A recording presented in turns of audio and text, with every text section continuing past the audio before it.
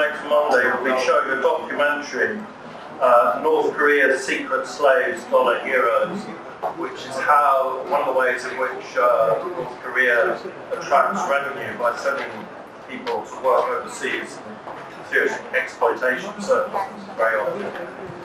Our panel discussion on November the 27th will take a look at Thai contemporary art, ahead of the curve, too little or too late.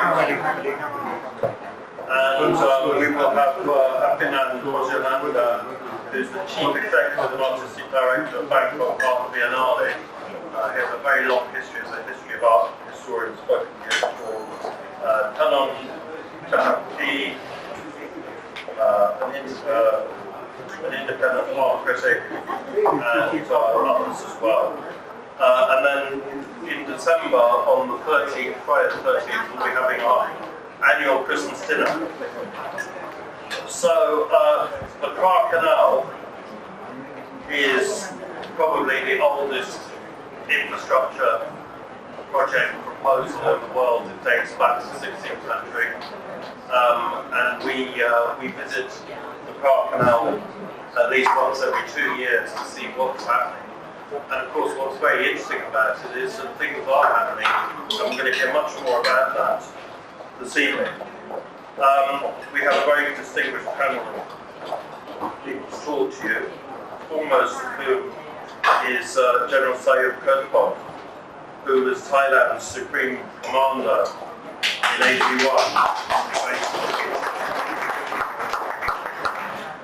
He's 97, and he's a remarkable individual because he actually saw action in the Second World War along the Burmese border. And am I correct in saying that you were in the Thai forces that were in Patong in Cambodia at one point? So we have a piece of liquid history sitting at the table. He's known for a very pro-US position. He attended Fort Benning in the US in the 1950s, and he was the first Thai officer to pass through Queenscliff in Australia, completing a command staff course.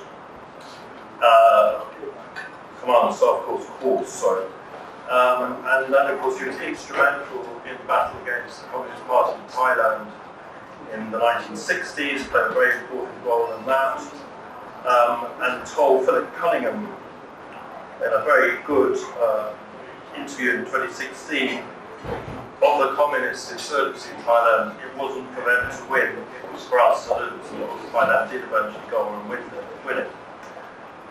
So anyway, it's a very long history, and General Sayub, I would like to know, has always been a very good friend of the FCCT and used to come and talk a great deal. He's a pro-democracy soldier, he's very remarkable in that sense, and he's been involved in poll watches in Thailand and the region since his retirement. And the last time that I can remember working here was, I think, 1990, when I moderated the program with you at this time. So anyway, it's wonderful to have you back in such good shape. And you will be kicking off, but I don't want to neglect our other speakers. That's well detailed background. So we also have this evening Admiral Supakon Buranashilok, who was been retired from the Royal Thai Navy already for 7 years, but he was the third highest ranking officer at the time of his retirement.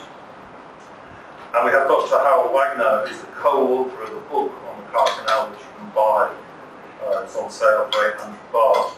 And he's a consulting engineer, former faculty member of the King Mongkut Institute of Technology, and has always been one of the leading authorities on the Kra Canal as a viable proposition.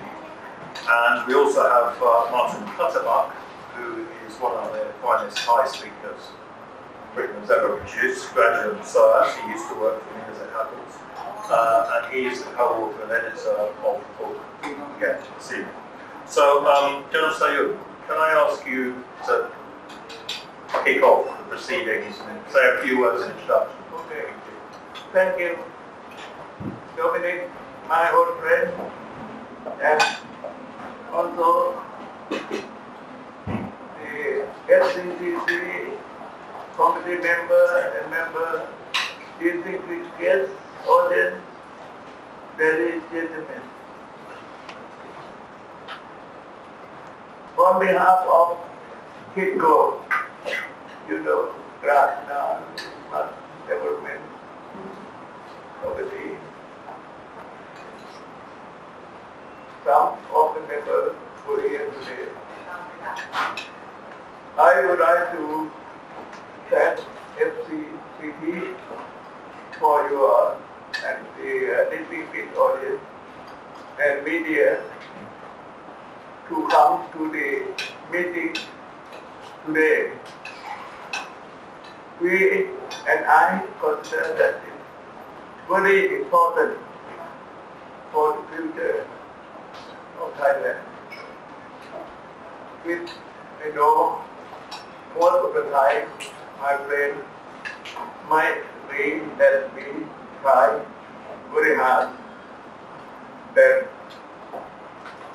we would like to improve the life of the people and the security of the country, but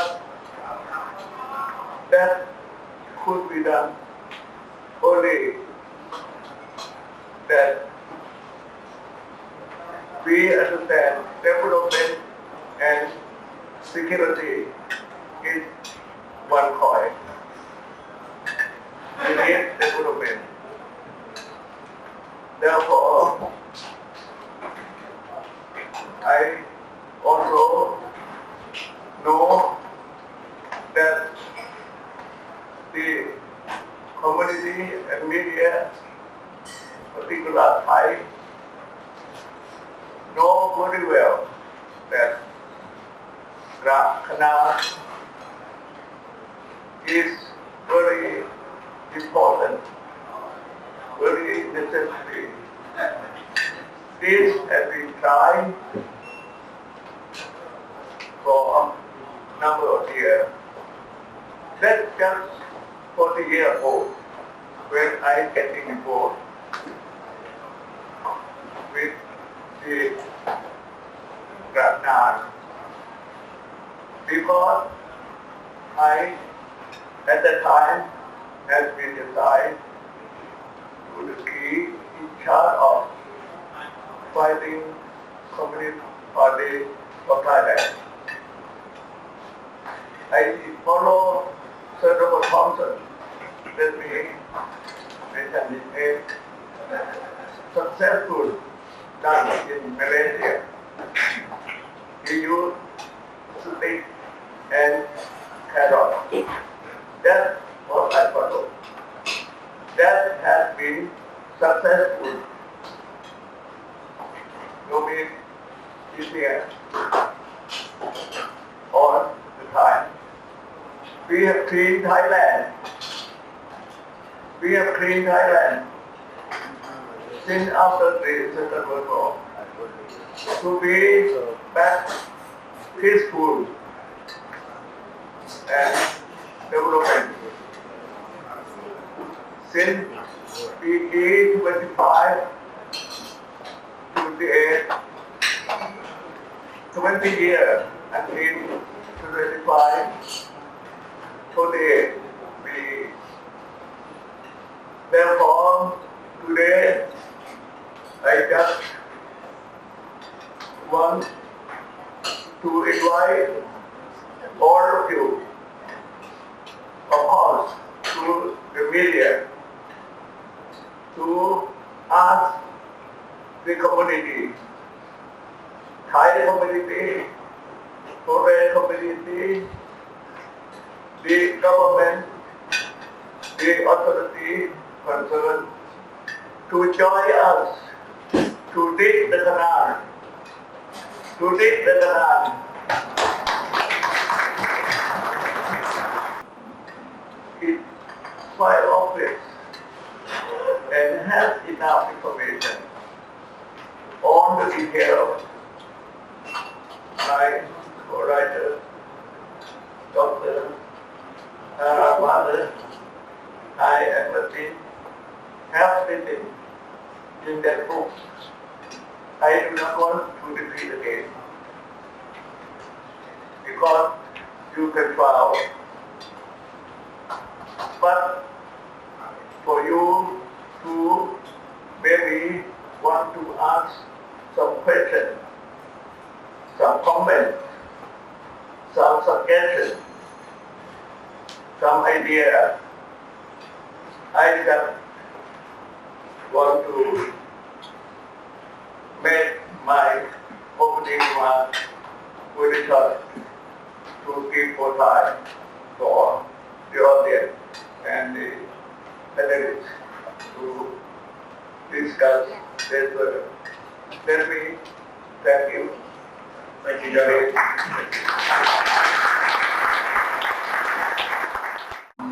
This book, it kind of quickly came out a lot better than it was supposed to be. I'm really proud of it actually, because I don't think there is a book on the market right now that has actually brought together all the sort of relevant information about the Kra Canal in a coherent way. That also sort of points out how possible it can be. But I have actually here prepared for the audience tonight a short presentation about history of the canal, which I do deal with it in the book, but just sort of rough history there. Can I have the thing?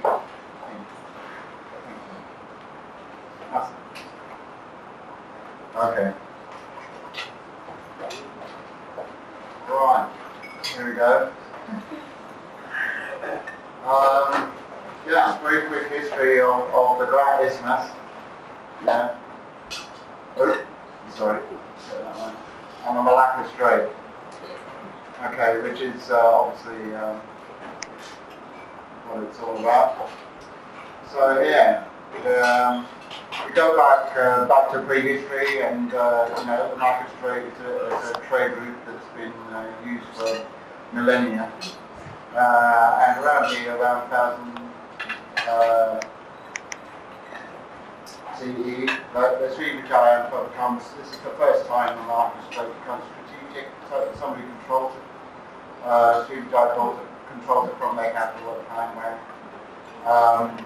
okay, at the same time, Khmer Empire meeting close to Chaya, modern Thailand, you can see a lot of Srivijaya artifacts.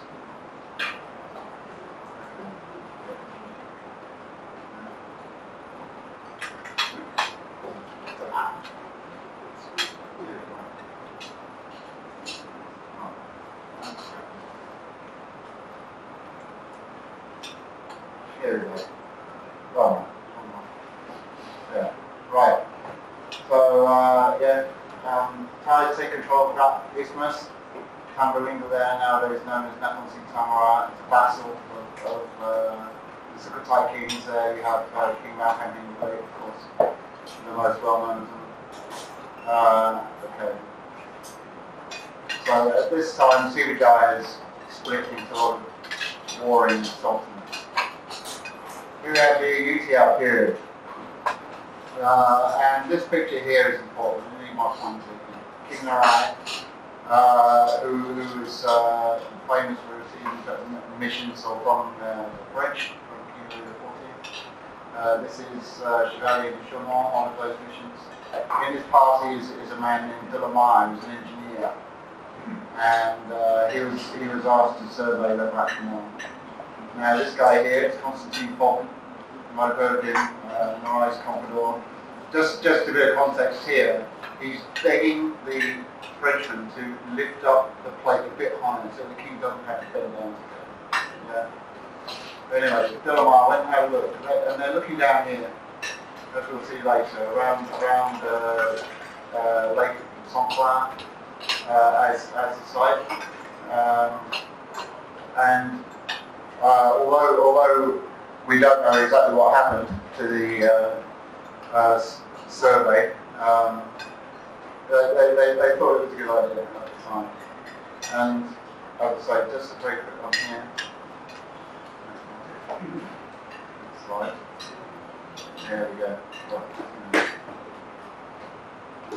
Yeah. Right, here we go. So the king receiving king, it's actually Chayabashi that. Let's get that sources right. This is probably one of the biggest canal projects of the sort of pre-modern era. You recognise this part of the river, Gassiar. It's actually a canal. The river used to go here, and this king cut it off here and thereby reduced the journey downriver from the UTI to the sea by a whole day. And you see how wide the river is here now. A pretty considerable project, especially for the 16th century. They just had pack animals and pigs and shovels. At this time, Bangkok was just green. There are a few villages here. I mean, this is the actual Bangkok. Bangkok got mine and Bangkok got that's what it's going to be very simple.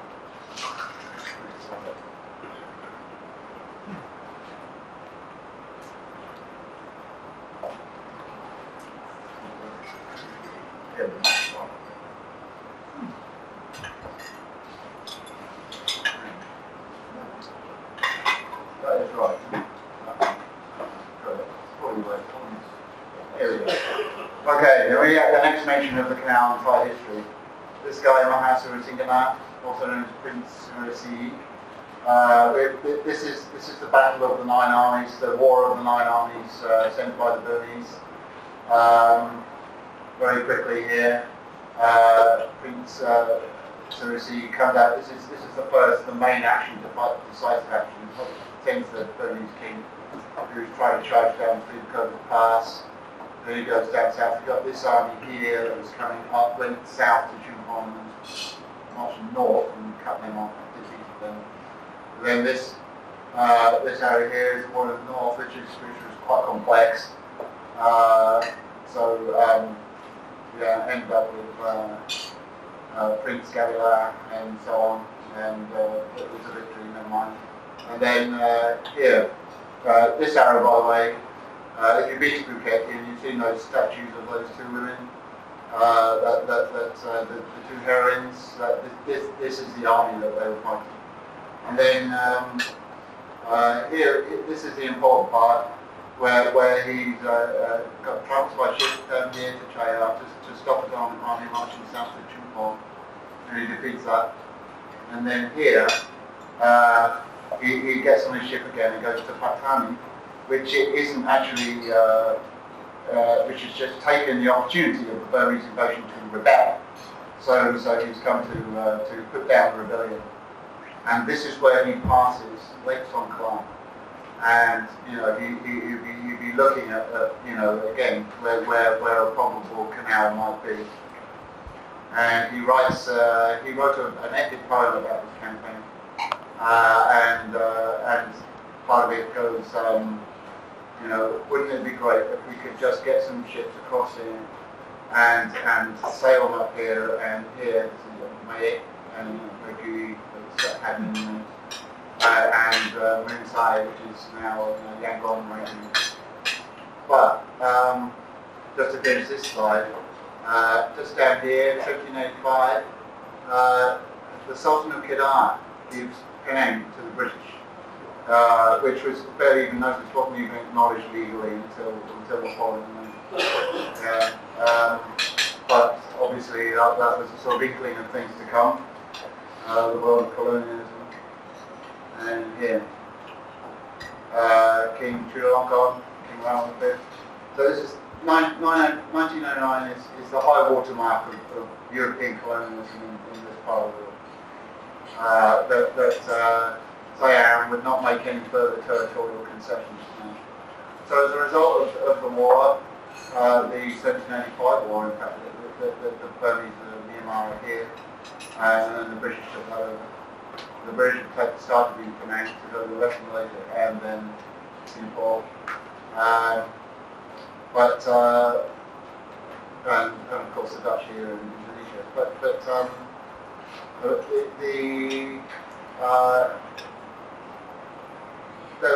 Well, we talk about the 1890s.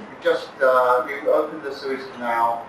De Lesseps actually came here himself, asking Chulalongkorn to survey the Kra Canal, and he was turned back. Previously to that, there had been a British survey, yeah, but again, there was the British policy then to not build the canal. It was like the British, they naval control of the route, and and the prosperity of Singapore, the archipelago that's capitalising on this trade.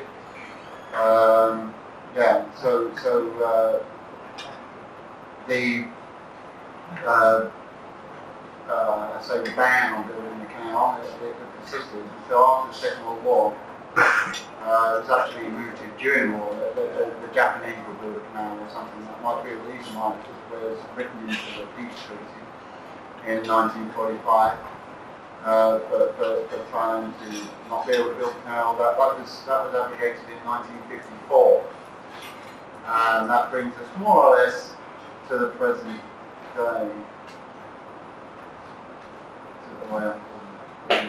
Yeah. Oops. Yeah. So there you go, modern borders, just to remind you where they are.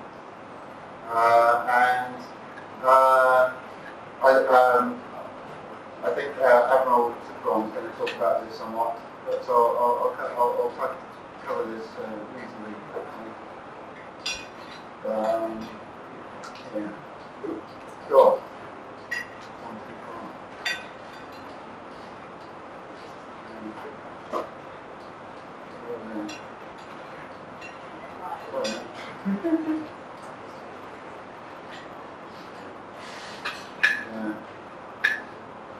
Yeah, that one. That slide there. That slide. Yeah, that's right. So here we are. T.Y. Chow, best known to Thai as Chow Chow Kwan Yew, founder of Thai Oil. Built the first Thai oil refinery in 1970, I think. In the Talon government, they surveyed this route here at 5A. This is maybe an optimal route from a civil engineering point of view, but not from a political point of view. If you see that, here we go. There you go. 9A. So this is a bit more of a brownfield site. It should go through 5 provinces, and it avoids the Royal Project, avoids the wildlife sanctuary, so on and so on.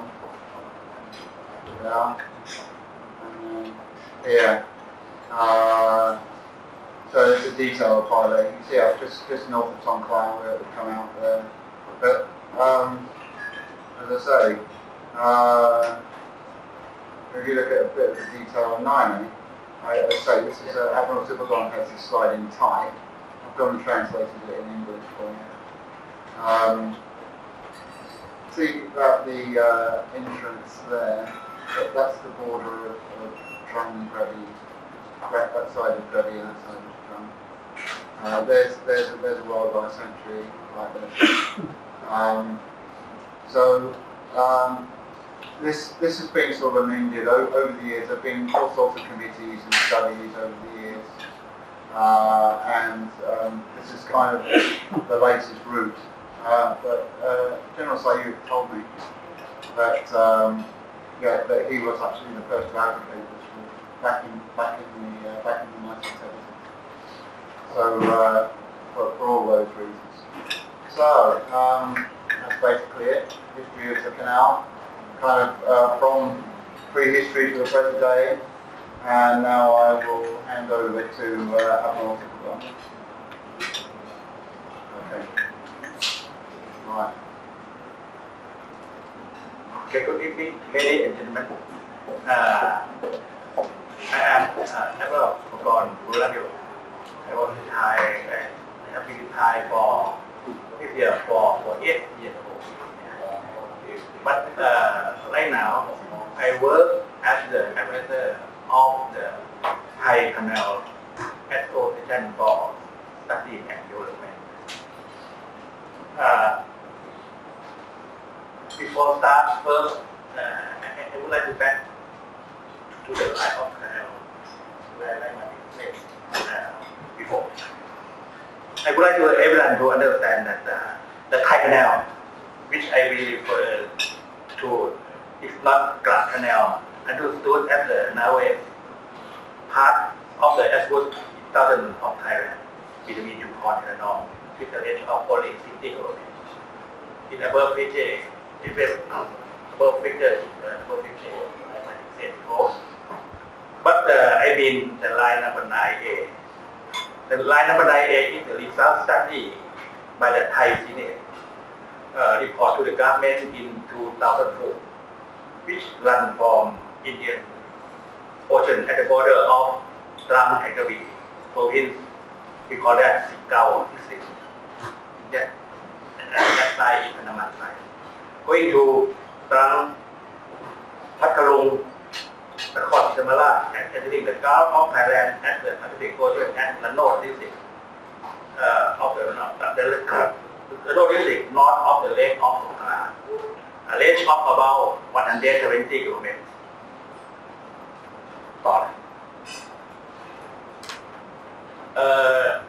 The canal that I mentioned will reduce shipping time between the two oceans compared to the mother state by 1,200 to 1,400 kilometers, or 2 to 3 days compared to the Sunda state, saving about 2,500 to 3,000 kilometers or 3 to 5 days.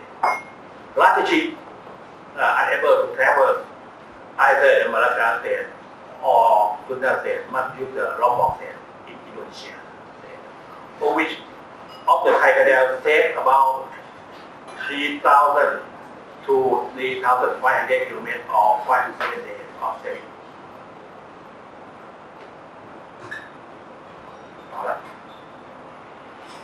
For the topic that I will mention follow, as you know, my background is a former naval officer. So the main topic of my sharing will be about the security.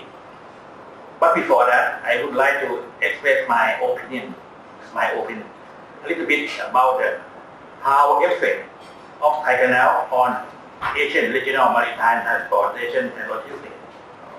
That's for this case, the first topic. I see positive impact on countries in and around the Asian region from building the Kra Canal as follows. Start.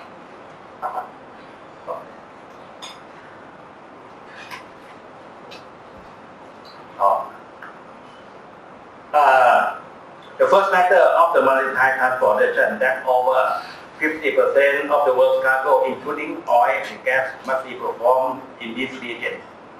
Building the shorter passage like Kra Canal will reduce distance and time that will make the saving cost of trade and logistics, especially for the Indo-Pacific countries, even landlocked countries like Laos, southern China, will use in combination with road and railway from north leading to from the China to the south, past Laos and to the south of Thailand. The next effect of this issue is the 10 nations of Asia with a combined population of about 600 million, which is another important global market. More than 50% on the world's total trade, including gas and oil going to and from between Europe, the Middle East, India, China, Korea, Japan, the US, pass through this region. Keep route along southern Thailand a number of 1,500 per day, with about 1,000 of these using the Malacca Strait, and the remainder use the other routes that I mentioned before. The Malacca Strait, mainly managed by Singapore, has become to a transshipment and transportation hub, and one of the world's greatest logistics and financial centers. It has been analyzed that if the Malacca Strait and Singapore were closed, the entire world would be greatly affected. Not just countries in this region, it has also been forecasted in the next 10 years, the Malacca Strait will become saturated with no more capacity for ships. Even at the present time, shipping traffic is highly congested. A ship may pass every 1.6 minutes. Piracy is ever present, and accidents are common. Therefore, Kra Canal, built in a timely manner, will easily enable the transportation of over half of all global trade, including fuel. It will relieve the pressure on existing roads as an alternate route and act as a guarantor of safety and confidence in the major global trade route.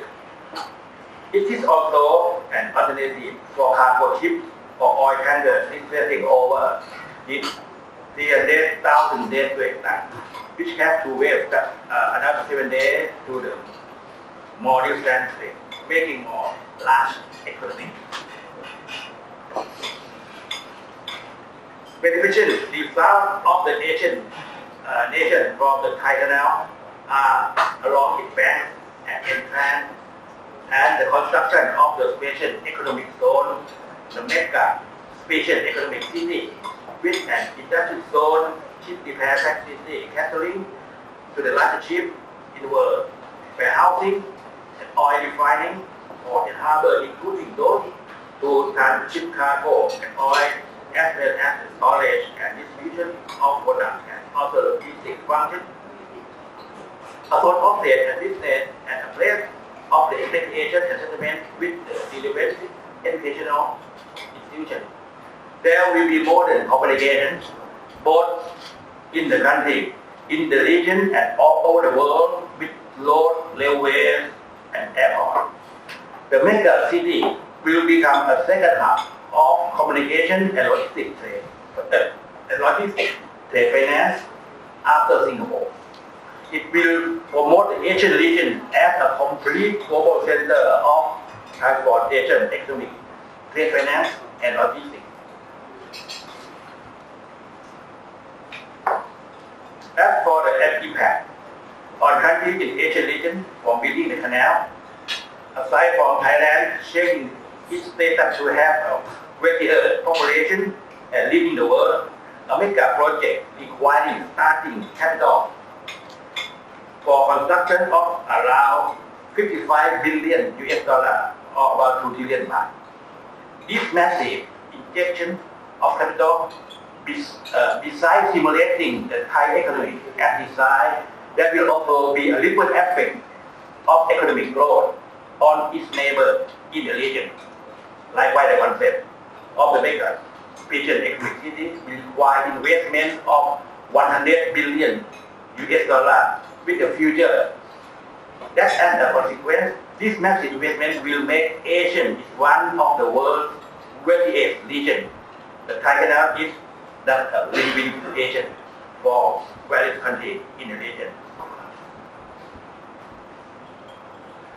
For the second matter of play is security. For the security, the issue which I will present has been considered a concern and has been heavily controversial in Thailand. I'd like to say that if the canal is constructed, there are three major considerations concerning homeland security, the matter of national defense, and the list of bidding and strategic global franchise as follows. Homeland Security part. Okay. The first is Homeland Security. If an issue list or note that if the canal is done, there will be two impacts. Which are firstly, I'd like to say that dividing the country, and secondly, is exacerbating the problem of the southern border province. On this issue, I have some opinion. On the first issue of whether the Kra Canal will divide the country or not, this topic, I would like to mention some fundamental principle. Every Thai constitution specifies in its opening paragraph that Thailand has indivisible kingdom, which means in the matter of governing the country that Thailand is required to be a single state and not a federation or like the United States. So having hundreds of islands or building a lot of living canal like this is stating that it is not dividing the country orderly according to the constitution. If this look at the only its physical aspect, the canal is a concept of destination, which was proposed to the government is two parallel canals, which each following table in only one direction and separated by about 1 kilometer or 1,000 meters. The width of each lane is about 350 meters. There is a point to turn ship, and the canal is long about 170 kilometers long. The minimum depth is 30 meters to allow the ship over 300,000 deadweight tons can pass. And under the canal will be a tunnel for the car of automobile, I think. And on top of the railway, the kit is the railway, so it is not dividing the country. When another issue, the problem of the southern border province. For this issue, my idea are that, on the contrary, this new canal connecting to ocean will improve the living of these provinces. In particular, the use of violence will disappear. The reason for it, although the root of this problem may come from a matter of ethnicity, religion, and past prevents and managing governance in older days. The effort of every party will bring this situation is under control. Despite some of the remaining more incidents is alive from the organized crime using poverty and inequality as a cause to agitate and stir up violence. The new canal and expansion economic city are not located far from the border province. They have potential as an economic hub and a source of policy creating jobs and income and bringing prosperity to the region.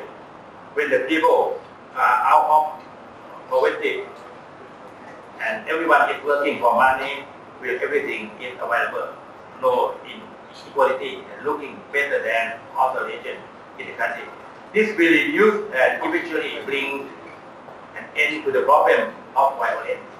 The Kra Canal will bring economic prosperity and wealth to that area. When everyone has work and money and they are living well, the fire of the south will be extinguished by itself.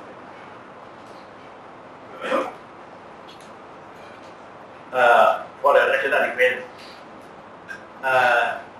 it has been up to that. If the Thailand build the Kra Canal, will its defense capability be adequate? In this matter, I would like to state the direct involvement of maritime defense, on which I have many opinions. But before that, I would like to So I would like you to imagine this image of the prince. Yeah. After the night again. Yeah. He wanted the front and Italy commander. Prince Maharaja mentioned he mentioned that he wished to dig a canal to link the two shores for military benefit of deploying naval force with Myanmar. That's what he said before. Okay. This was not even the first time the concept of digging canal was laid. It actually fact this was building the line of the line, the clay created here by Simon the Bear.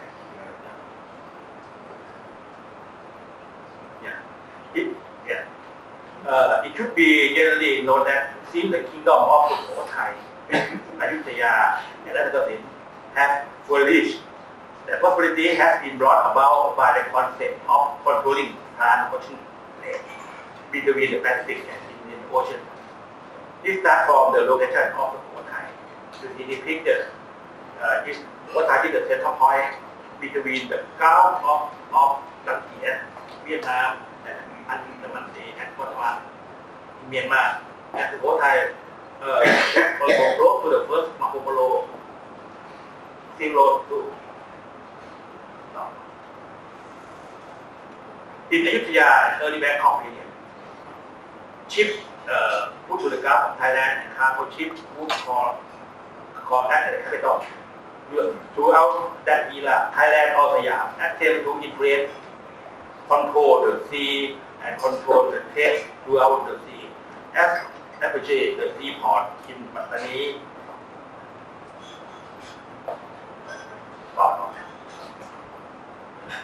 and Songkhla, as well as Andaman coast up to Tanao Sea, Malay, and Hawaii.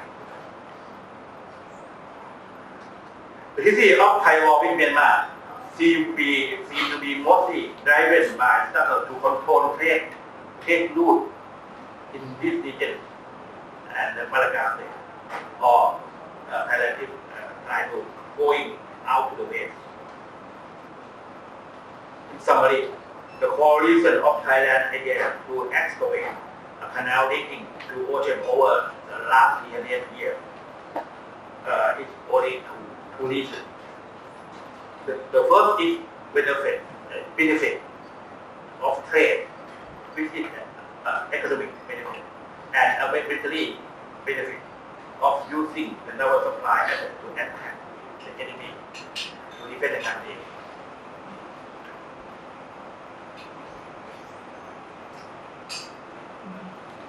Another for the national defense, there are people who like to say that if the canal is excavated or built, it will be a problem to defend the country. I rather think this is not true.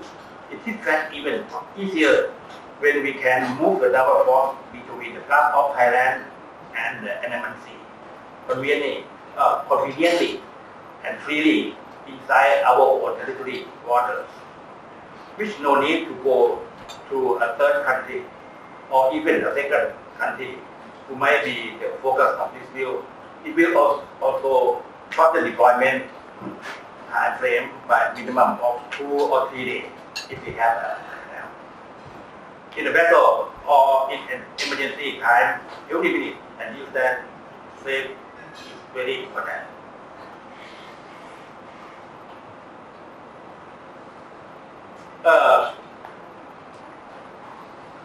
Also, in the matter of to have a canal, the movement of the force of the force is secret too, because we move by in our land. I would like to say that if we are not able to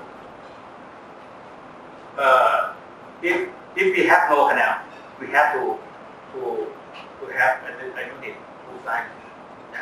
If we have canal, we have only one capacity, and then we move. So it can be that if we have the Thai canal, it will make the double of capacity of the double force. We not need to set up two force like I said before. We have only one unit, and then we move.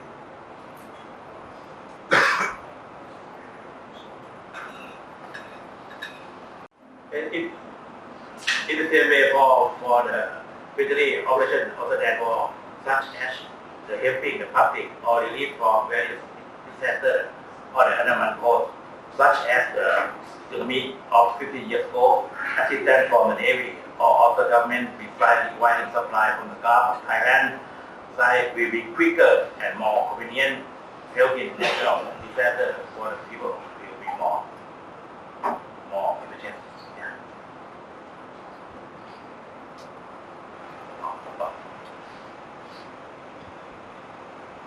In defending the country at sea, another point of operation is that if the canal was built, would existing naval force be adequate? Yeah, for its defense or not? For my personal view, although I have said that if the combat power of existing force would be doubled by canal standing to ocean, it must be considered whether this position would be adequate or not. It is necessary to re-estimate the situation and consider combat power relative to the condition at that time. If not adequate, then if it's adequate, then that is fine. But if it's inadequate, we must make it adequate.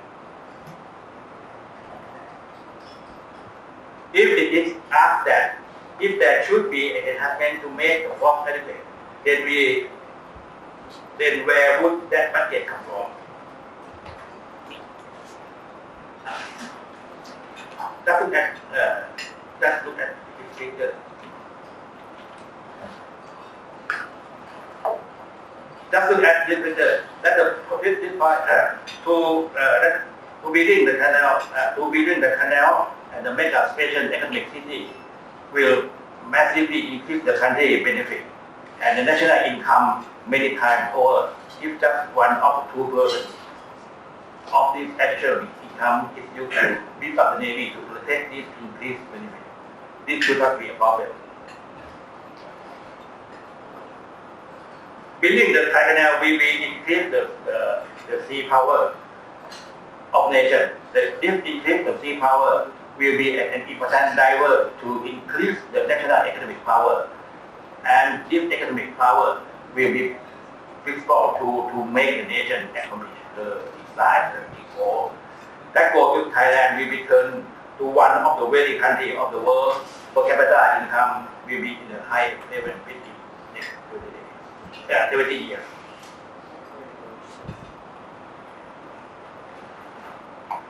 Back to sea power. No more settlement of sea power as well as merchant fleet, dockyard, harbor port, and other. If we gain more national sea power or get the greater of economic power, we should have the greater protection by upgrade our fighting capacity. Okay.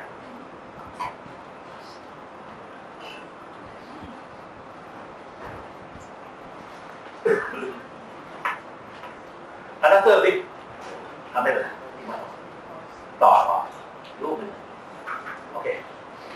Another already mentioned aspect of security is that if there is a canal joining the two oceans, it would be inviting trouble by making Thailand as a static point vulnerable to intervention or events by great power or regional power.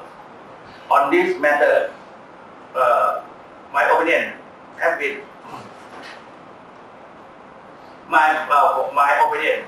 I think that this matter has been that is although this is a party through, it should be acknowledged that from former time to the present, despite the canal not existing, our geopolitics has been at a point connecting the Pacific and Indian Ocean, in traveling from Europe and Middle East to East Asia and the island and west coast of the continental of the United States. It is also a center which can expand towards Southeast Asia. In the past, although Thailand is a country of peninsula blocking the main shipping lane, it is also a landing point, a mobilization point and springboard for military operation by power in the region. It has always been a design or strategic point from colonial time to the Second World War and the Cold War, or in regional struggle. But we have always survived by appropriate foreign policy keeping Thailand in to balance of power which advocates from military force. Compare this to the benefit the country will receive, and particularly the economic wealth which will enable an updating of military capabilities, and particularly the number of force to be sufficient to deal with almost any situation as generally accepted. If we follow a suitable foreign policy, and if there is a project to construct the canal, Thai Canal, or any other canal of this kind, it will not have negative or unacceptable consequences.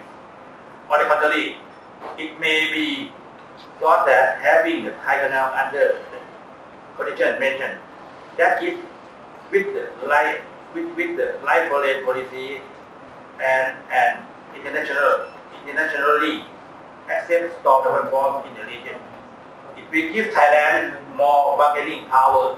Despite being a new global strategic point, the country would have an important role in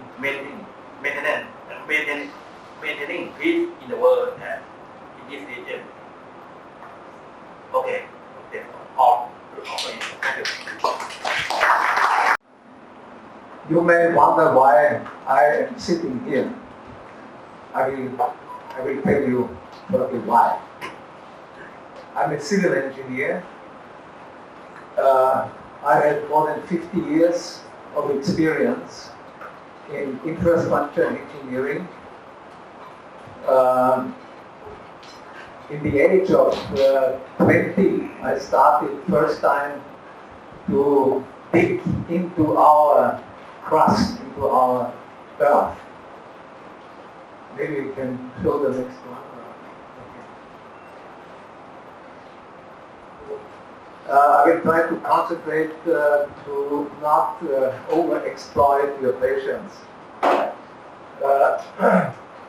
I've been framed with academic works in my life. I started as a professor for soil mechanics and foundation engineering in Austria, and I finished just a year ago, a little bit more than a year ago, at the Institute of Technology in Kra, always working underground as a geotechnical engineer. Briefly, what has been mentioned comprehensively, I would like just to summarize the facts which are pro-implementation of the Kra Canal. First of all, the location. Second, it would create new jobs. Third, the Thai trade with the rest of the world would be intensified. Fifth, the emissions, the carbon dioxide emissions would be reduced by multiple times of tons. As mentioned, the strategic security of Thailand would be strengthened. It would also attract tourism in the so-called Thai Riviera area.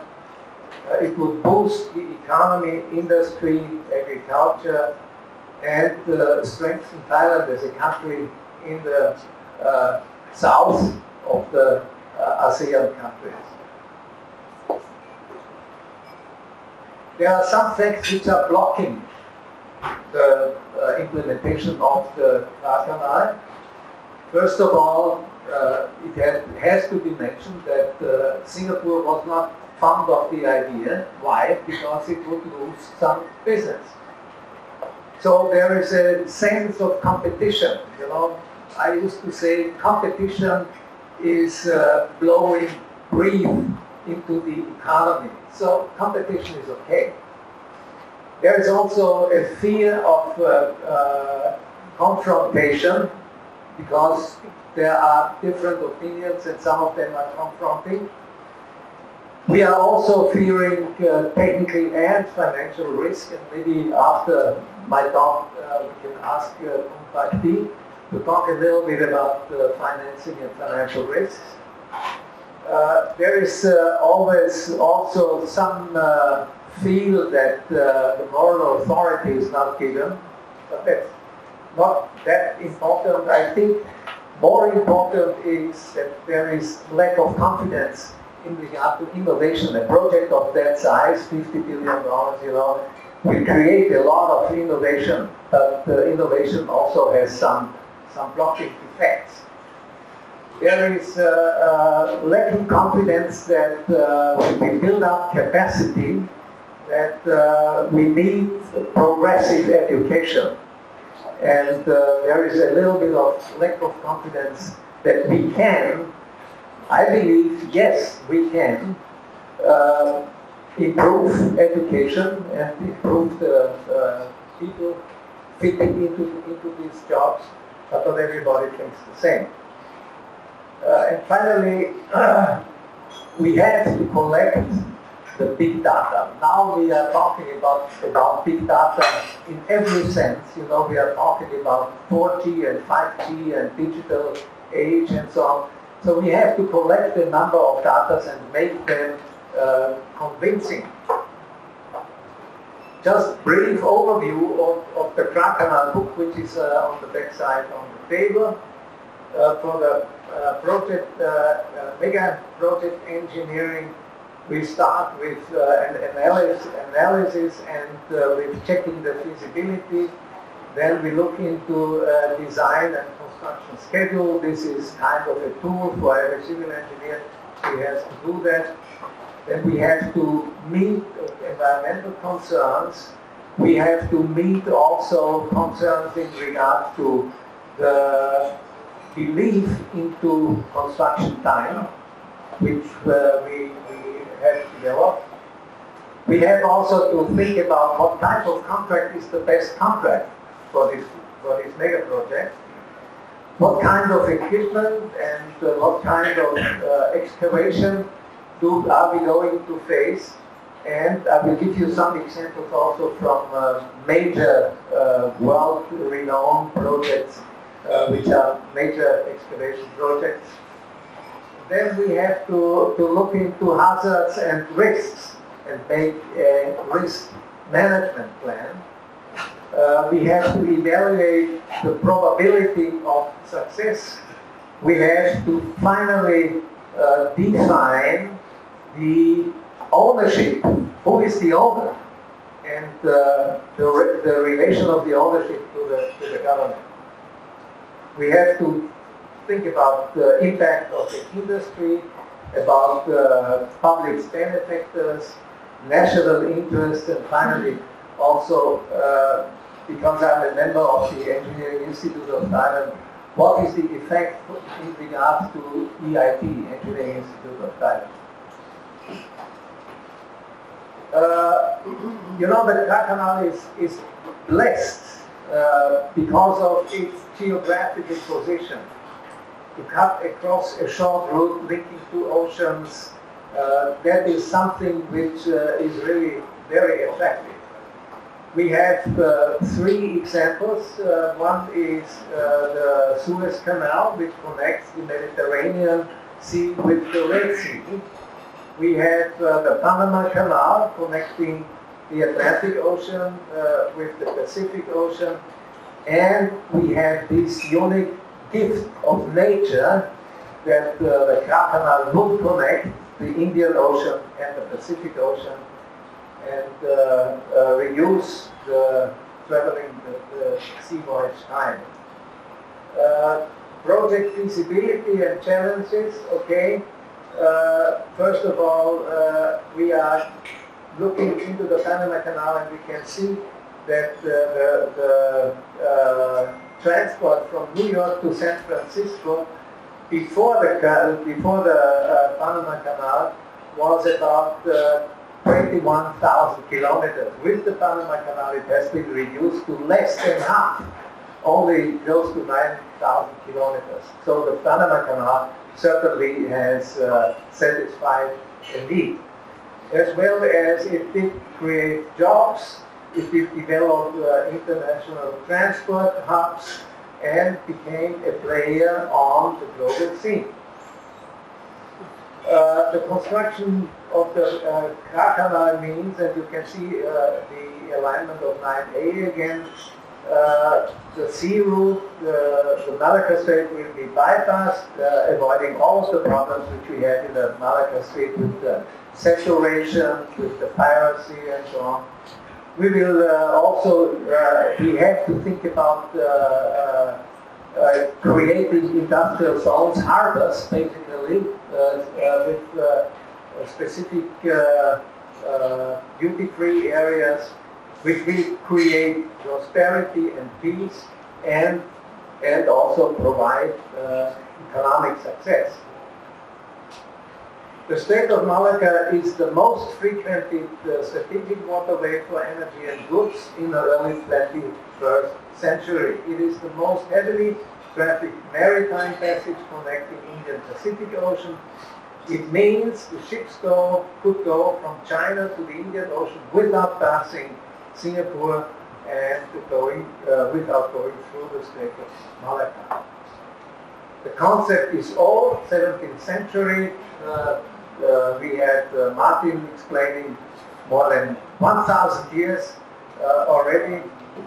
So the canal should be dredged for shipment across the peninsula from the Middle East to Japan and China. And the Kra Isthmus is a hilly area demanding expensive excavations and financing of $30 billion will be best provided with a public-private partnership contract model.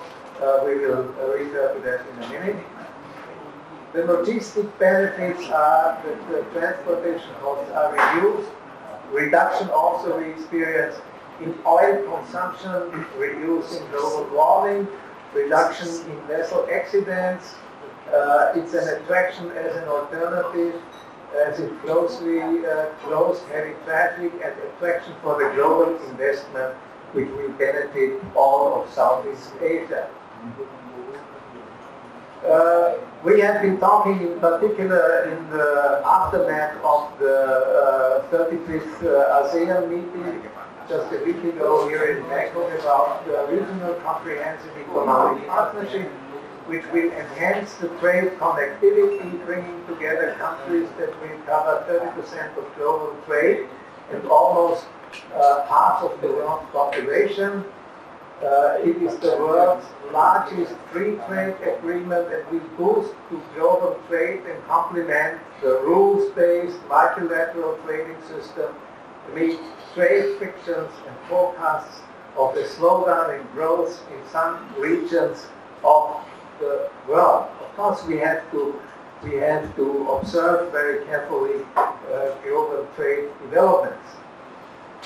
So the gravity will move from the Atlantic Ocean to the Pacific Ocean. In general, worldwide, the bilateral trade will grow.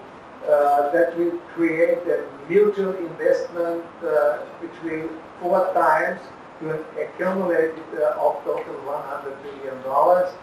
The economic and trade growth makes the Kra Canal construction affordable. Return of investment can be proved.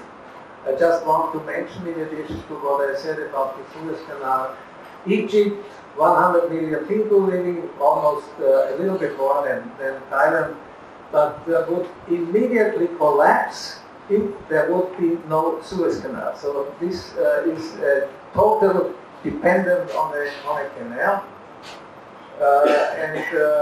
Well, China, ASEAN countries, Japan and Korea will all benefit from that trade. Thailand has a privileged location, I call it, it's a gift of nature. It's situated at the most strategic spot in Southeast Asia, the junction point between Pacific and Atlantic and Indian Ocean. It is in the middle of almost 2/3 of world population. We have a world population now from 7.2, 7.3 billion people. There are some forecasts which say that the world population will increase to 11 billion people. I don't believe that. I think we are close to the saturation of the world population. And maybe we can hear some voices that the world population is declining also, which is the opposite with the world trade. The world trade is intensifying while maybe the world population will decrease. China and India are growing to become major economic powers in our world. Should Thailand build the Kra Canal, it would benefit definitively from its strategic position. The development of special economic and free trade zones around the Kra Canal would be a major feature of the project, of the logistics and infrastructure, and it will place Thailand immediately into the center of one of the world's main sea lane of communication. And the institutional concept just drafted, as you can see here, of course the government is on top, with KITCO, Car Isthmus Development Corporation, as an advisor to the government, adjacent to the regulators and the independent advisors. The Kra Canal company would be in the center, and of course from the Kra Canal company we would have to develop the operation part of that. Then we have lending institutions, banks like the World Bank, IRBD or Asian Development Bank, and private sector lenders also. But also we have to consider about the contractor, the construction contractor, and we have from the beginning looked into our customers. There are technical and financial issues. The canal structures is anticipated with 350 meter width and 25 to 30 meters depth. The excavation volume is about 500 million cubic meters, which corresponds with the largest dams in the world. The cost is for the canal only is in the range of $30 billion, and we will have slopes which we have to stabilize, and we have to check the stability of these slopes. Construction equipment, the cost for that equipment is of lower importance. Relatively low energy is another feature of that construction equipment in regard to the availability of energy. The return of investment, it's an estimated revenue of $5 billion per year, which would make the investment of $30 billion in 6 years reinvested. Industry increase of annual turnover will be also in the same range of about $5 billion per year, and we do not look into carbon credits which are unaccounted at this stage. Summary follow-up for the project is that we have to appoint an independent expert for the feasibility study, respectively for the review of the feasibility study. We have to check financing from the point of view of international finance institutions like the World Bank. We have to prepare a concept design, just following the feasibility study. We have to study also environmental and social impacts. We have to assign a project management team. We have also to confirm the public and the politics to buy in. We have to develop a map for the procurement. We have to look into all of the subject of land acquisition and appoint financial, legal, and technical advisors. So Thailand would benefit from the port facility charges, same as Singapore does. China has 80% of its oil which goes through the Strait of Malacca. If you consider one accident only could block the energy supply for China, and it would be a big economic disaster. The Kra Canal may reduce shipping costs and reliance on the strait, and also minimize the threat of a strait blockade. Singapore's status as a maritime transshipment hub might be negatively affected, but if Singapore is interested to join the Kra Canal, cordially invited anytime. The ports in China stand to go from traffic diverted from Singapore, and the cost and return of investment of using the Kra Canal will be a key factor.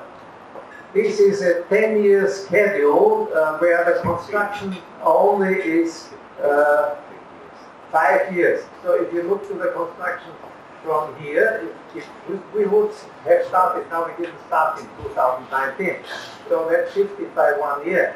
So the first 2 years are feasibility study, concept study, and the feasibility study as such is already forming the basis for the contract with the construction contractor.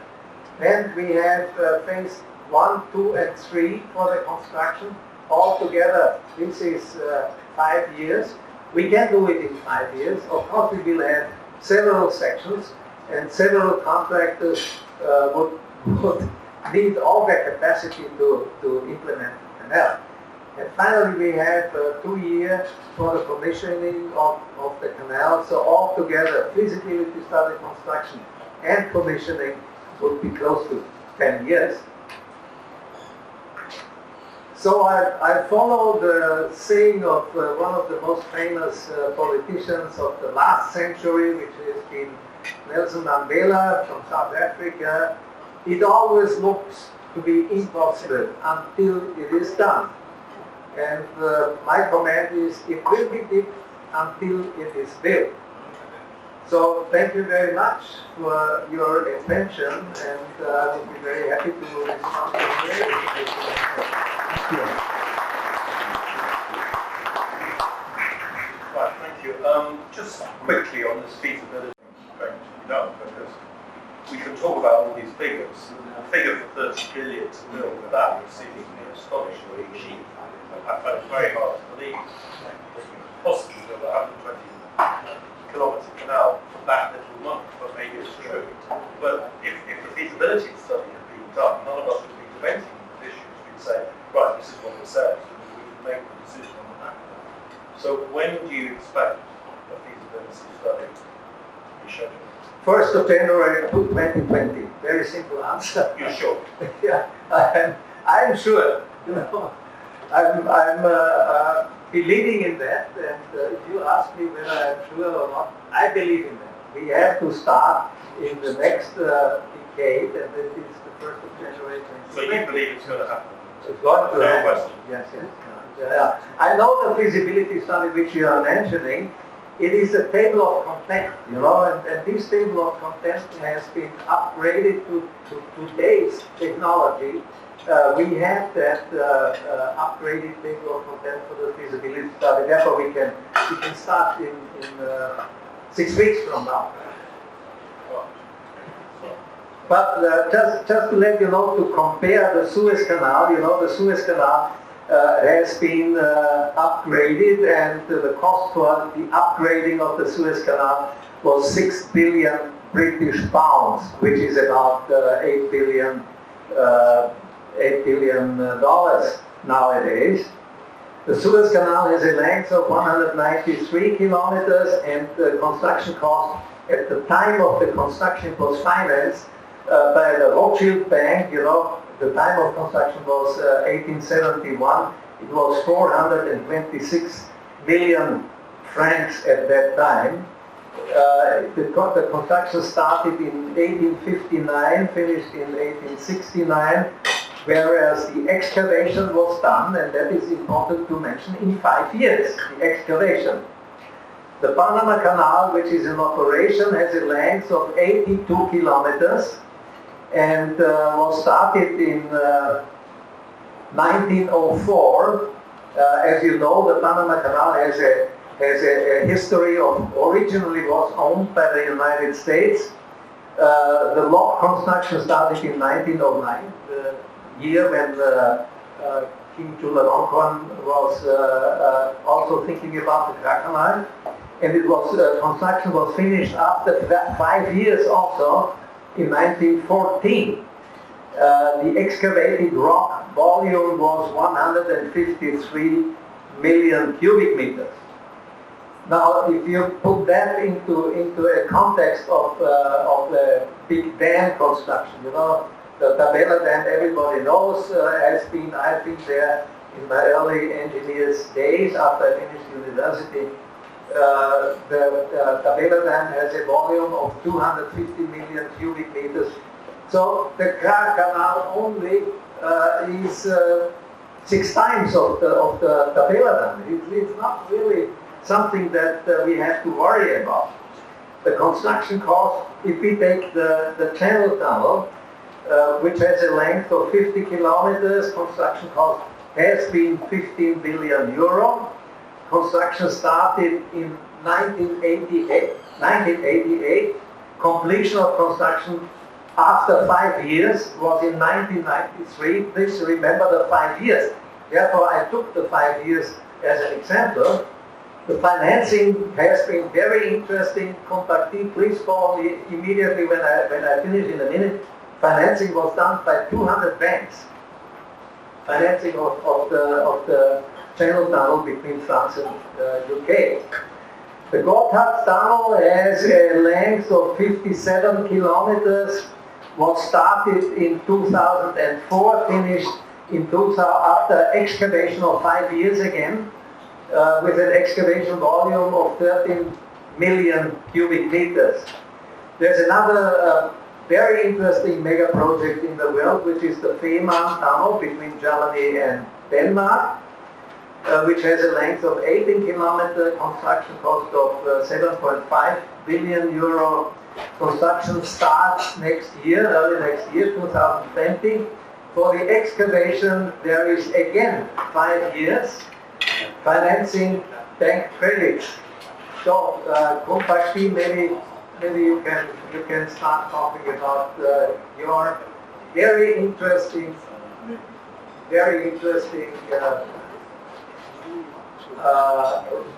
innovative ideas on financing for the Kra Canal. But maybe you can come here and fix the microphone.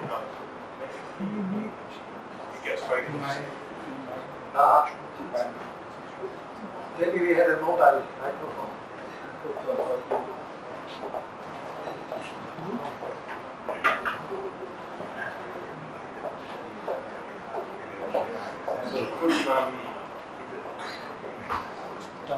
if you could introduce us. I've been a bit sick for 1 year and a half, and I've been thinking about the financing of the canal. You know that maybe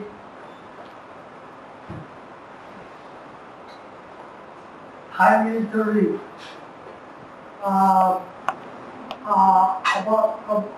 they are worried about investment in mega project that Thailand would be indebted. And you know that many countries in Africa are indebted vis-a-vis the Chinese investment. So the solution for the Kra Canal will be we create a basket of currencies which consists of Thai baht and currencies are in the Pacific Ocean and Indian Ocean, like the yen, the yuan, the won, and the rupee, Indian rupee. They can all invest in such a basket of currency, but led by the Thai baht and supported by the Kra Canal. If the AIIB bank was created and the basket of currency like which is dominated by the Thai baht and later joined by other currencies in the Pacific Ocean, Indian Ocean, and also later on the Australian dollars and the US dollars can join in. So we have have good investment for the Kra Canal, which will pay back during the time of investment. So the basket of currencies should be offered to all the countries, especially major countries, to invest in the Kra Canal without too much indebtedness of Thailand. And the Thai government should be in control of the project. In this case, everybody will have a share of the project, and there will not be conflict of interest of different countries in the region. That's all. Thank you very much. I want to say esquisse of the sketch of the project. In your studies of the financing, have you come across any evidence that China would be willing to be the predominant investor? Because that's the great concern. Well, this is to involve, I want the domination of one country, except Thailand. And I discussed with the Japanese and the Chinese. They said it's a smart idea to launch the project this way. Thank you very much. Anybody who wants to ask a question in the usual format, use the microphone, identify something. I think there's a queue already forming.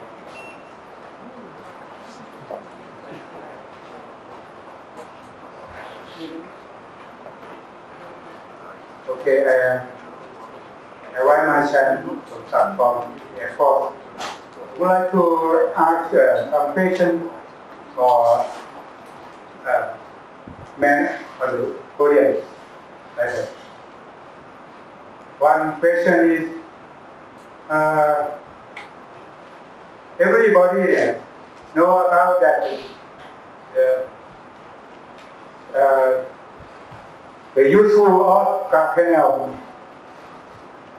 because my detail at my office at the Kra Canal FCCT study at the Penthouse, have all like this as you presented. But the problem is why how to push this idea to government. Because we wait for a long time for the government approve for this project, but now no. I would like to get to the. I can answer this. Perhaps this is why why this book was created, why General Sayed and Dr. Wagner. First of all, we put it back onto the agenda, get people talking about it, get people, aware of it as a project, and as part of that, pointing out to people how, it's to use a bit of American slang here, it's a bit of a no-brainer, quite frankly, that it will be made money for Thailand. All the benefits that Dr. Wagner and Admiral Superdon mentioned. And if you've got the public on side like that, and there's going to be more chance of it going to happen. Yeah, but that's not actually what he asked you. The question is the political will. Yes. To do this. State school is missing. And if you go back to the other great super infrastructure projects, the one of them, yes, Power, that was there from Sarit. Right. And nothing happened. And then Thaksin said they were going to build this. And suddenly everything speeded up. Very controversial in some areas, corruption, etc. But the political will suddenly appeared to do it. We're now sitting at the beginning of a weak coalition government that can't reform business environments. And this is a major thing to work on. So you say very confidently we don't have this feasibility study on the first of next month, which I'm very impressed by. I've never heard this before. But the question is, who is making the decision to say we need the facts now? You can put as many books out as you like, but it's got to get into the cabinet. So who is going to make that decision? Oh, sorry, please. Yeah. Like I said before, right now I work in Kra Canal Association for Study Development, and today, this afternoon, I be in the Parliament to discuss about the Kra Canal with the one committee of the House of Representatives. The result of this afternoon, the committee will ask the government, ask the budget from the government, probably next month, something like that. And they make a plan to do the pre-feasibility study. If after budget from the prime minister, government from the factor has its own budget. Because that is the pool he can use. So about next month, the committee will be able to see the prime minister and ask this budget to do the pre-feasibility study. If the result of pre-feasibility study is okay, they plan to make a feasibility study continue and ask for the bigger budget. So right now I can say that I heard from last month or a few weeks ago, the Senate in this time, they make a plan to set up the committee to study this too. So I think the senator, House of Representatives, and the people in the south of Thailand now, they asked to have this. Okay, General Sayo, if you want to say something. So to answer the question, I know, as you know, and everybody knows the importance of Kra Canal. But the problem is nobody made decision. Okay? Yes. That's why our conference today, I invite you all to join us. We made decision to dig the canal. Why now? The third power inside me says, what do you like? It is the auspicious occasion to commemorate to the beloved King and Queen Rama 10. No other of your life. Number two, community, locally, internationally, through seminar, spokesperson say we need and very important. Okay. And number 3, technically available. Number 4, money is available. Why we wait? Therefore, if the conference today agree that we did the grant with the people and community globally and throughout the world. Let's see what the government is going to create. What I understand, the Prime Minister also agreed, but if he said now, I know, his decision to the Department concerned, national security, development, the counter, study, nothing happened. Nothing happened. Only we made decision, not whether the government agree. Okay? Or we like to commemorate September 8th without King and Queen among the 10. We would like to see how they react. Then we can find the step to it. All of the difficulty you say just until it's built. If you talk, now we talk 300 years. The very constituency that technically 40 years or 40 years when I get involved. The problem is no decision. No decision. That's why we community make decision. Let the government know and react, because we don't know why the government do not make decision. That is the answer. We do not make seminar conference anymore. Just this is community. You are honored. If this success, Arvind and you, Stefan, Martin, and all of the audience here will be honored to help those or one who cannot make decision. We make it. We make it. Don't ask. Thank you. I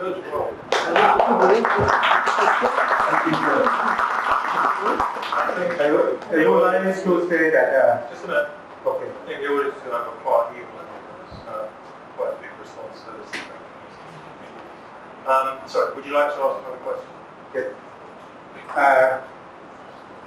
would like to say that your general idea is the same at my office at Mt. Thailand also. Same, but how the way to push this idea to government, how to put this idea to my government. If Admiral or Supergon have an idea, some idea, answer the question for the Prime Minister, security and economic. You answer for this, answer for the Prime Minister that they hear to me that if you can answer this, if you follow it, I am very happy to hear the Admiral. Most of Navy officer don't follow this because I talk to about my friend at Navy. Most of them don't idea like you. Good. Okay. Can we get some more questions rolling? Gwen, do you want to ask a question? Hello.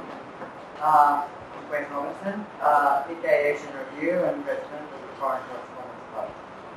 I think fascinating views from all of you, and having been around since the 1980s here, it's pretty amazing to see the Kra Canal ideas revived and possibly more feasible than it has ever been in the past.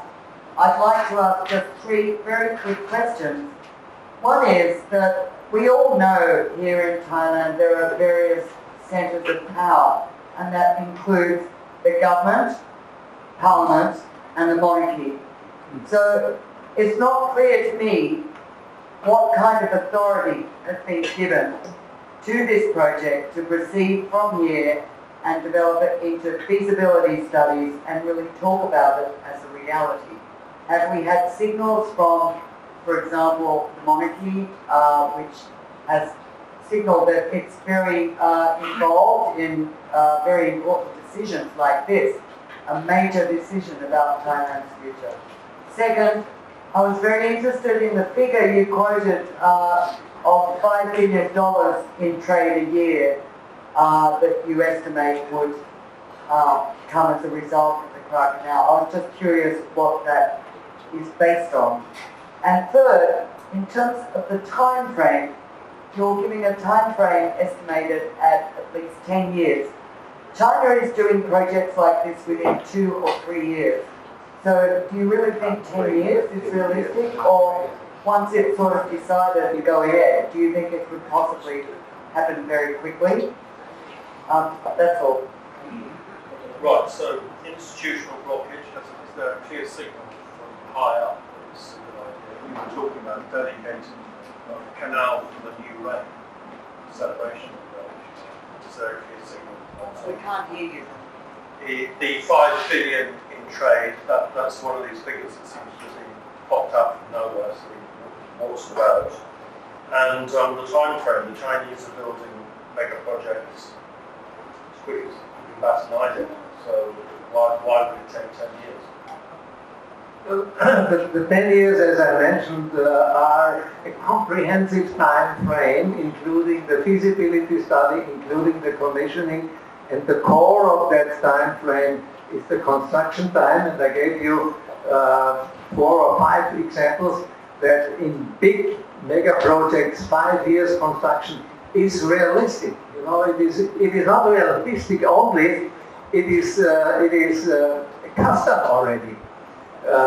Clients of big projects, and usually these are public clients, they like to see the work done within an overseeable time frame, and 4 to 5 years is just a time frame which you can oversee. So I think it's absolutely realistic, and what we have to do, and that was mentioned, is we have to intensify our discussions in regard to financial engineering, you know, because we need to have all the data. If we have nowadays something like 100,000 ships per year passing through Singapore, and we take only 30% of that, and we will assume that these 30% or 30,000 ships per year will pass through the canal, we will have revenues and profit in the range of $5 billion. I did not mention that there are projects where they have a return of investment period of 5 or 6 years, and then actually it happens in 2 or 3 years. Because this really is a fantastic opportunity which is offered by the nature and by the geopolitical situation here in Thailand, that this canal is really promising and convincingly promising that the return investment can be done within 6 years or less. I believe it will be done in less than that time. And with regard to the financing, we have to do it. We have to talk with the World Bank, with the International Finance Corporation. We have to talk with Asia Development Bank. We should talk. As I said, the Suez Canal was initiated by a private bank, by the Rothschild Bank. And it happened perfectly. I mean, the Suez Canal had such a magnetism that basically, I would call it the baby of the Suez Canal is the Panama Canal. And the Panama Canal nowadays also is a fantastic profit-making machine. Okay, which is just a little thing. It does mention in the book, expect the canal to take about a third of the Malacca trade, including all of the ships which cannot currently get through Malacca, the Malacca Max ships. So I think that would do some billions of dollars. There was a question about the way decisions are made in Thailand. Is there a blockage? Is there something? Why hasn't it? If it's such an amazingly good idea, it's going to pay you off in 3 years, you're suggesting, or 6, which is amazing. Why on earth not? If it was that brilliant? Let me answer this question with a little bit of a comparison. You know, the history of the Kra Canal has an end. Everything in life has an end. Except the banana has 2 ends, and the sausage has 2 ends also. So we know that there is an end for the history of the Kra Canal. And I feel the end has come right now. It is now the right time to start digging, or to start with the preparation, as I said, with the pre-feasibility, feasibility study, and then go into the details of contracting and so on. So there are many more issues which needs to be discussed, and I think all of these issues can be discussed and are feasible. And will attract, in addition, for the government to make the decision. And I believe the decision is very close now. Okay, question, okay? I'm Yevgeny Delaney with the Russian news agency RIA Novosti, Bureau International. Well, doctor, let me disagree with you. First of all, I would say that there can be an end to the history of the Kra Canal only in one case. It is built. If it is not, we go with the same thing as Brent said. For the past 30 years, we have all been covering this story, and it hasn't made a single step ahead. My question, I would like to ask you all to do a little bit of divination.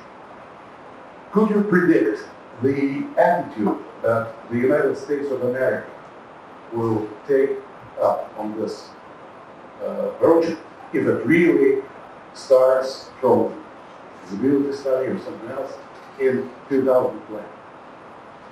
And my second question is very easy to answer.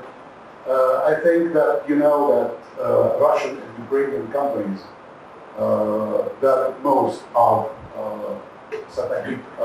Mapaput port and Lepchavan port as subcontractors from Italian. So, would there be a place for Russian subcontractors in the Kra Canal?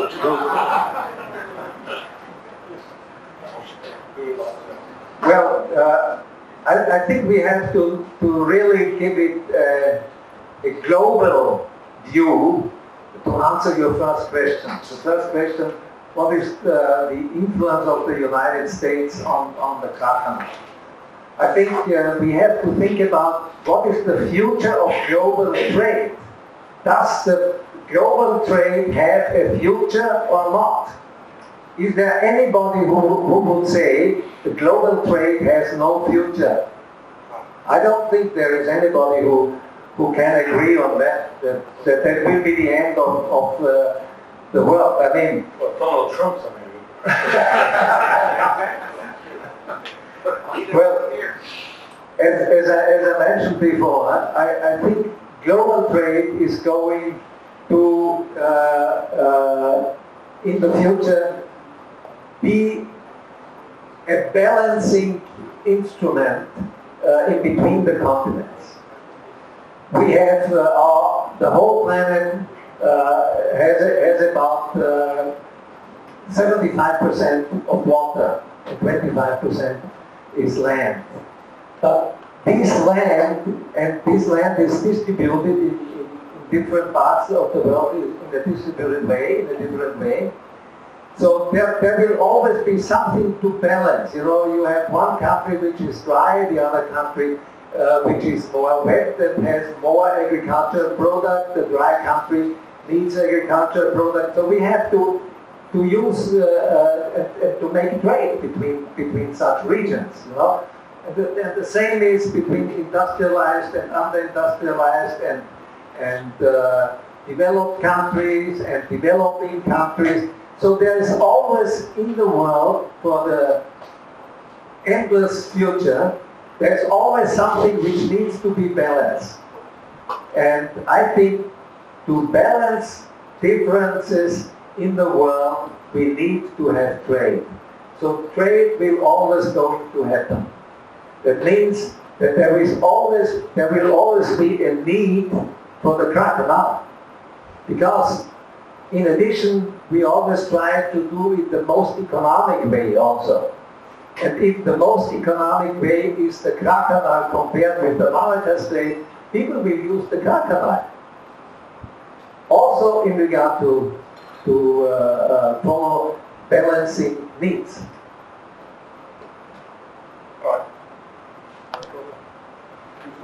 German transport consultant. I find this a very intriguing project. My first awareness of this project was in 1969 when I was working on another project in the Kra Peninsula. I think the biggest issue is actually having a study that's worth its money. There's no study for the canal, and therefore no one's going to invest money. And without a solid study, no one is going to invest $30 billion, I can assure you that.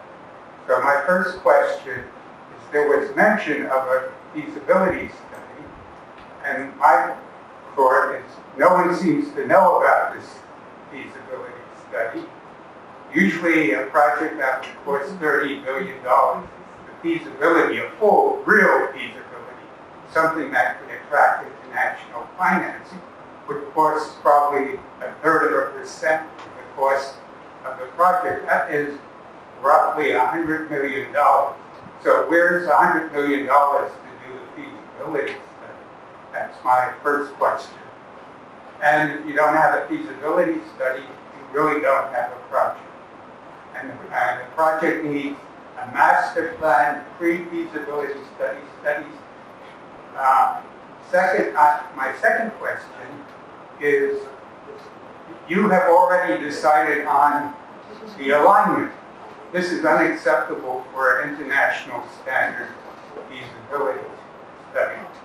You have to put everything up in the air and see which is actually the best. From an economic, social, political perspective, which you've already mentioned. So I think there's a lot of work to be done, even before you even say this is really a viable project. And, talking about it isn't going to get you any closer to digging the first hole. So with your experience where you're standing now and what you know, nothing is happening that we can see, how long will this take? Oh, well, I would say first you need to get the money to do the feasibility study. So you spent 30 years doing it and you haven't got the money, so I can't tell you how long it will take. But, big projects require big money. If you don't have the money, you don't get the project. It's as simple as that. You talk about China doing projects quickly, it's because they have the money to build it. If you don't have the money, you don't do it. And when you say it costs $30 billion, that's only a rough estimate. It could be double that. And if you mentioned the Channel Tunnel, the first estimate was 1/4 the final price they paid for it. So the 16 billion pounds or euros they started out for around 4 or 5 years. So escalation is one of the key factors in this. And you need to, there's so much work that needs to be done on this. I could spend up 2 days lecturing what would need to be done to get this thing off the ground. So good luck. Okay, well, I don't think there's much you need to say in the comments. Can I have another question? One we can answer. Sorry, Michael Mann, just a quick question. Then it goes back to the politics of the issue.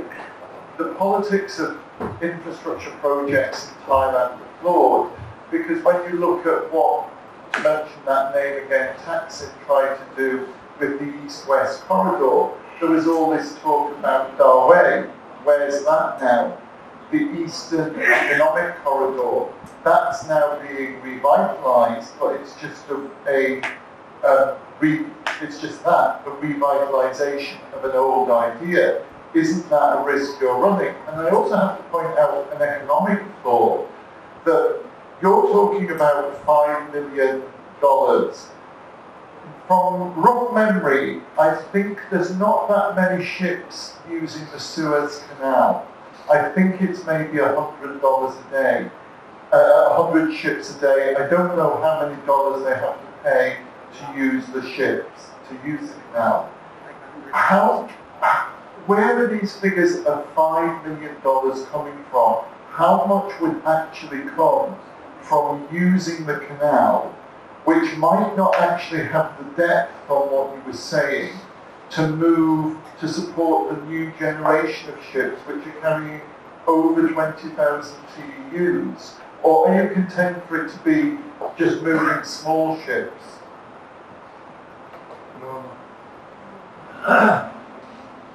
Of course, the ships which are allowed and attracted to use the canal will be the biggest ones in the world.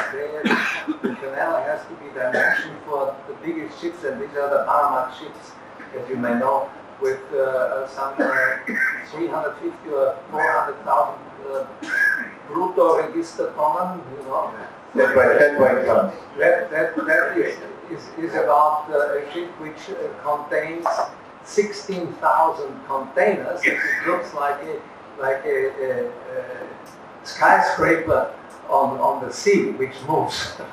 So we are totally open for that. But I would like to come back to your comment, and you talk about feasibility and lack of study and so on. Of course, you need to have a nucleus if you want to build an organism, or the organization. You have to have a nucleus.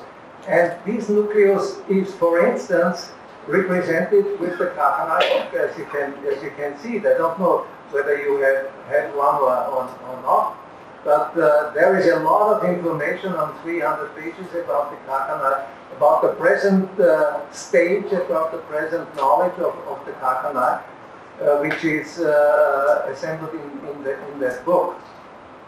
So, of course, there are many. I don't disagree with you. There are many many fields, many disciplines which are lacking. But from our office, we cannot start to investigate offshore drillings and make ground reconnaissance in front of the future canal. We have to make an estimate. We have to make a judgment based on our best experience, and that's how it starts. You know, that's basically including also the alignment. The Route 9A alignment at the present moment is the best we know about that.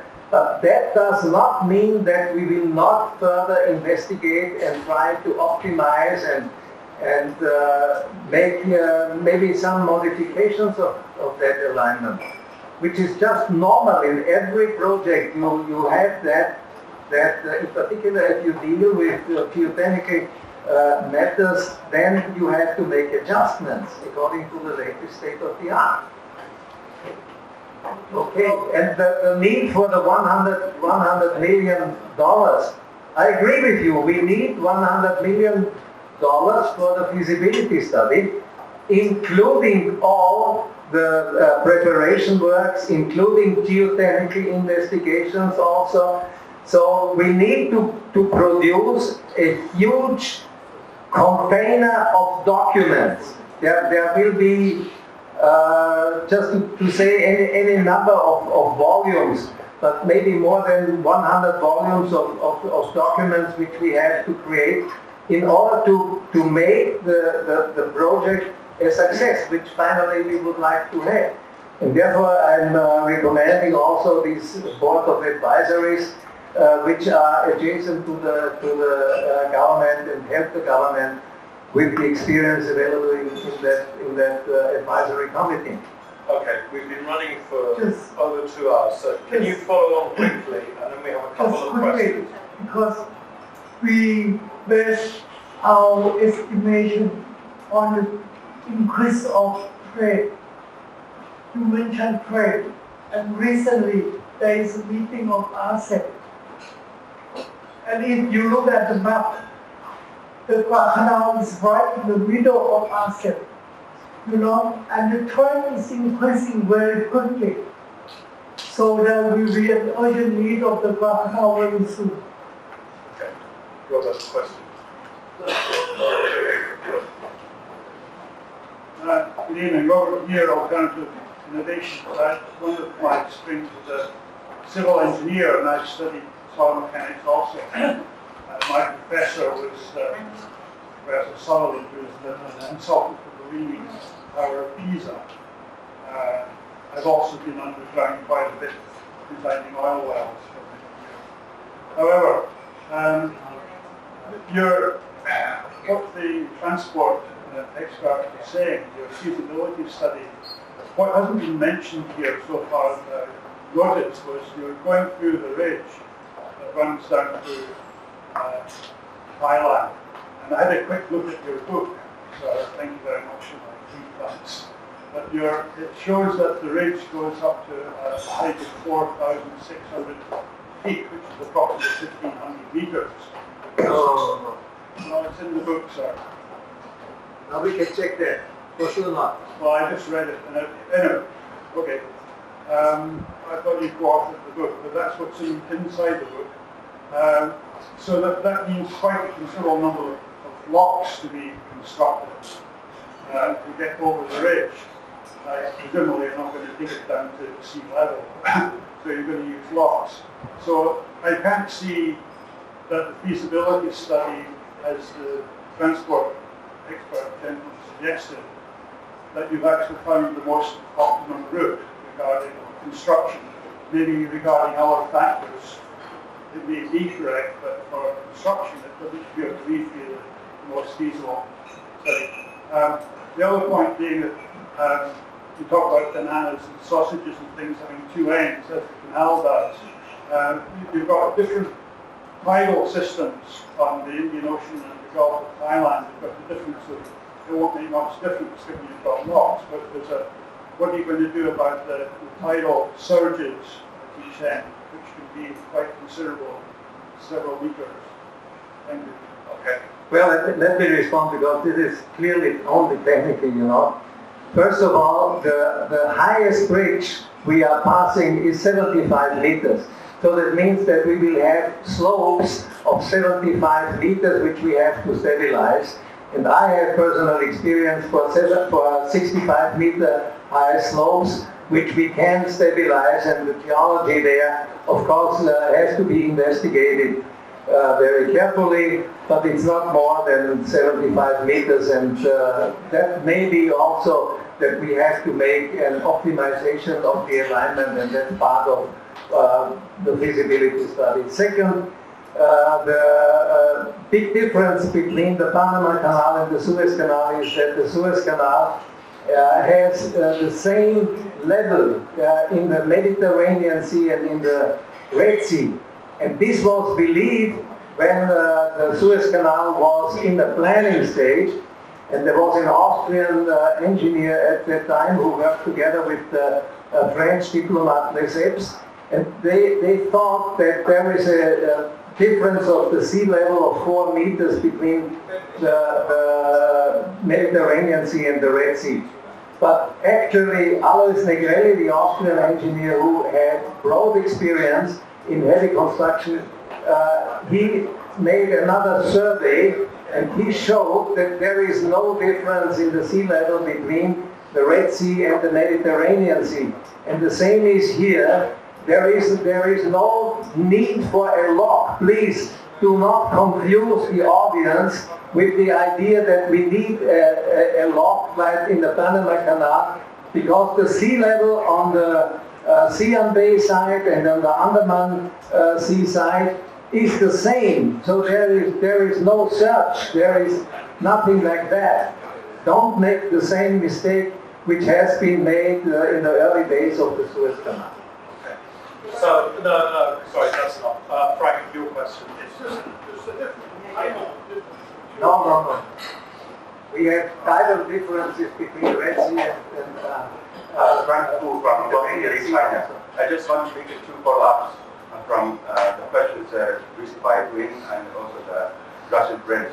So the first one, so is there any specific reason why we need to revive this idea of building the concept of building the canal now? Because the idea has come and go.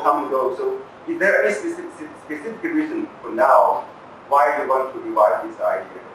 Why now? Because of increase of trade. We can see that the trade is increasing every year, and we can estimate that in probably less than 10 years, we will have reached the so-called tipping point where no more ships can go through the Malacca Strait. Yes, the trade has been increasing. I mean, not only this year, previous years, the previous years the same. So, is there any other specific reasons why this year, like 2019, we want to revive this kind of ideas? Because it's a money injection into the economy of Thailand. The revenues from the canal are directly benefiting to the budget of the Thai government. Okay, so my second question. I read in the newspaper last year, I think there are a group of people who are proposing to the general private at that time, the then Prime Minister, the Prime Minister, general private, to propose the kind of report or something like that, to propose about building the canal. So is there any, just now, we didn't check about what's the position from the monarchy, government, and the parliament. So could you, I just want to make a follow-up. Is there any initial response from the government about because it's still the same government, the same prime minister, is there any initial response from the government? Thank you. I work for the Thai Association. This association is a bit about, I think about 5 years ago. Yeah, about 5 years ago. And most of the members is the people from the south of Thailand. Yeah. And for a few years ago, we sent the member of us go to the south and meet the people at the five provinces that they say that the line of the highway pass to the Correspondents Club of Thailand, something like that. And the staff of the association go to talk, go to see the people, the native people over there, and give them about the knowledge about the Kra Canal, what will you receive from this project, something like that. So, and we can collect about, I think about nearly 100,000 people, and then we go to see the prime minister last event, but the same prime minister, yeah, and offer the prime minister to build the canal and push him. So in that time, before election, yeah, just before election, and we have right now just one party, one they call Thai Canal Party at the South Thailand, but they fail. Yeah, but So you're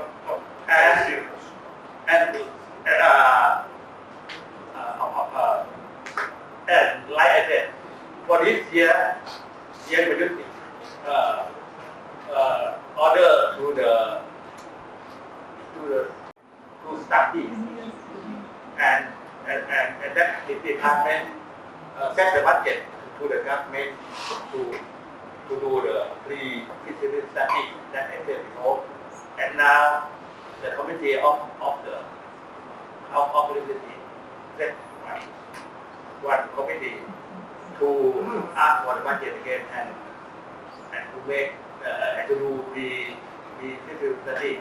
But this new project is not Kra Canal, it's not Canal project. It's a southern economic corridor. But in that area we have canal. Yeah. Okay. Bigger project. One final quick question. For an excellent presentation on the desirability of the canal. But a question on feasibility. 25 years ago, the Penthouse Post had a full 2-page report on a study that was done in which the conclusion was it was impossible to build a canal where you have it drawn out through the lake. And I looked through your book as well, and I don't see any feasibility studies addressing the reason they said it was impossible, which was the approach from both sides. The seabed in the East Coast, they could not find a place where it was stable enough for large ships to come through. And on the West Coast, there were serious tidal issues. And so they concluded that if you threw enough money at it, you could build it across the isthmus, but you could not come and go. So I don't see any studies that you propose that address the coming and going, the seabed. So are you aware of that survey? Well, I think it's just part of the study that we have to think about the whole project, and the whole project consists not only of one aspect, it consists, for instance, also of the aspect of what to do with 1.3 billion cubic meters of excavated material. And this will of course be used to form islands, to form the smart city on both sides, because we have to use this material. I mean, in fact, it is excavation, and we have to deposit it somewhere. And where it is better to be deposited than in front of the entrance on both sides of the canal, and to form another smart city there, and have artificial islands. But of course it has environmental impacts also, and that needs to be studied. It's a big project. I mean, we don't have the answers for every question. Important is that we ask the question. Yes. Good. Right. Well, this project has been discussed, somebody said, for 300 years. It's actually getting on to 350. So anyway, I'd like to thank General Sayed, Harold Wagner, and also and Martin Klasserbach for coming and talking to us this evening. It's been a very interesting evening. When you get funding for your feasibility study, I guarantee the FCCT will give you a free press release. Guarantee.